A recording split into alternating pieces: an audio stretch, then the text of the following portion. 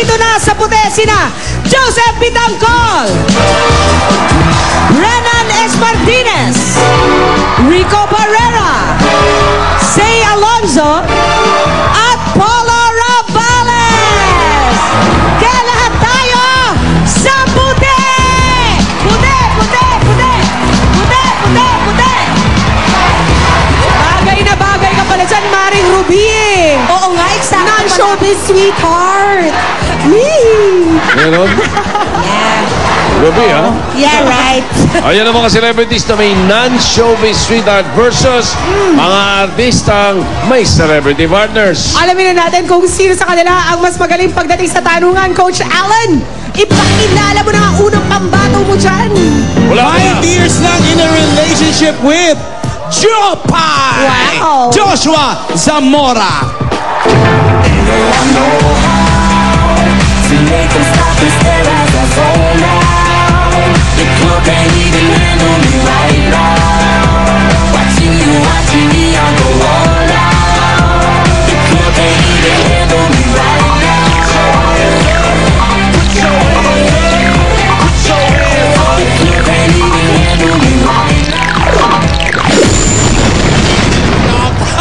Ganon, nagtataasan na ng mga paa. Parang sayo lang ni Jopa yun, ha?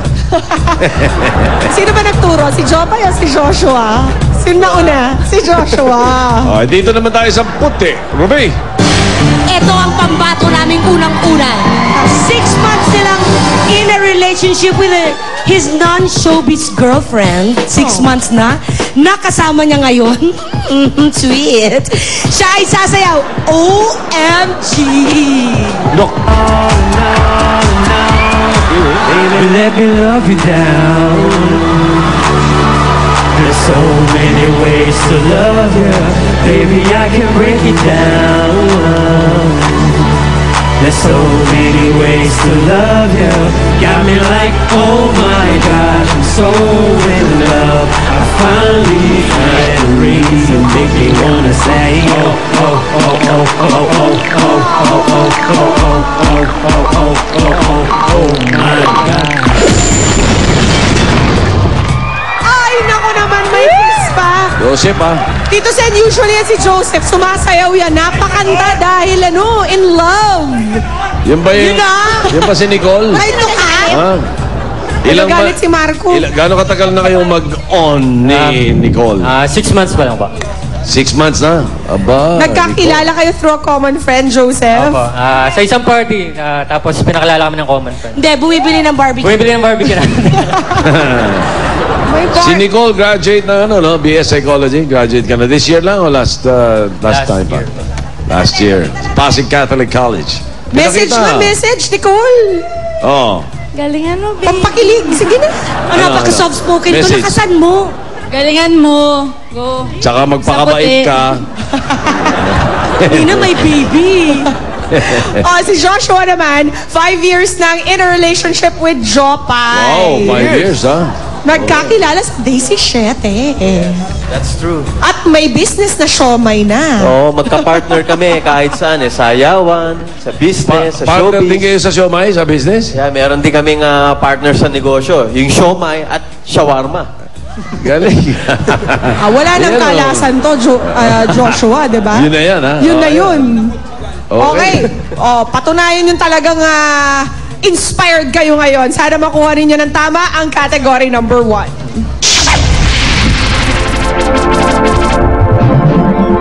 Inbox, outbox. Ibang klase itong kategory ni Paolo. Hey, Pao! Hey mga Dabber Cats! Sa keypad ng cellphone, sa anong number makikita ang letters D, E? Ayun na! Joseph! Number 3. Number 3!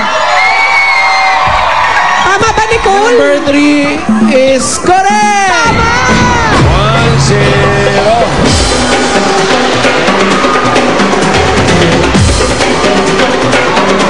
Ano, Marco? Ano masasabi mo dyan? Hindi, magkasama Blackberry lagi. kasi, Blackberry kasi ako, kaya hindi ako makarelate. Wow, Ang yabang. Ito na, 10 months nang in a relationship with Vanessa Del Mora. B-Boy Ramirez. B-Boy, Boy. mag-iisang taon na sila ni Ni Vanessa. Del Moral. Ayan. Lapit-lapit na. Nancho. 2 buwan na lang.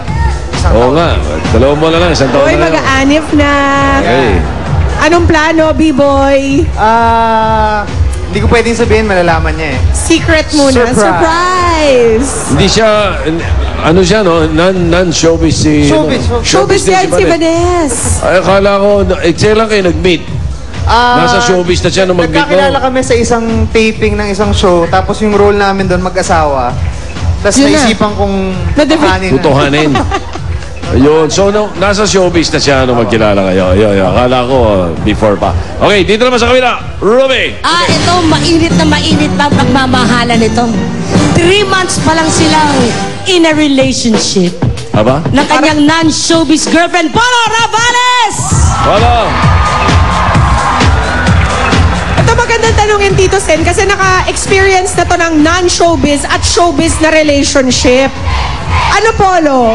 Ano bang kakaiba? Ano bang mas okay? Kailangan pa bang tanungin yon? Ano bang mga problema kapag showbiz din yung partner? Actually, wala naman. Pero mas tahimik lang pagka showbiz. Mas hindi tahimik. napapansin. Not like pag pareho kayong showbiz, mas napapansin. Sa Pero, madaling salita, hindi napapag-initan. oo nga, hindi na pagtutuunan masyado ng pansin. Pero, Masyado. hindi ba may disadvantage din, Polo? Naiintindihan ba niya yung work schedule mo kapag inuumaga ka na or all-nighter yung trabaho? I think so. Ayun, oh. I think so. Yun, no? Aba, dapat mag-showbiz din, ah. I think nakita na, Miss Bea, di mo nakita mga ata kami before sa Shangri-La. Oh, yeah. Na-meet mo Watching sila? a movie. Yep. Ayun. Is there something you wanna tell her, Polo? 3 months. Sweet na sweet pa yan.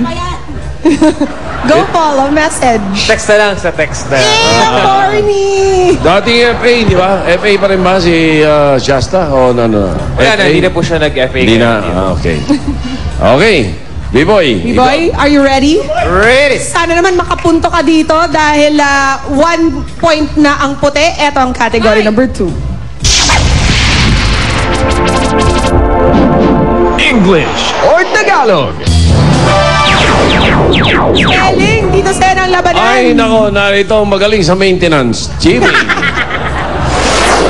High maintenance yan si Jamie. Any wedding invitation, all I couldn't bear to see him there with you. Anong kanta yan? Ba, ito yung mag-asawa na nagkahiwalay. Pero ito ang aking itatanong sa inyo, ha? A couple can overcome any trials in their relationship if their love for each other is genuine. Now, spell to me the word Pumindot agad ang pula. B-Boy? G-E-N-I.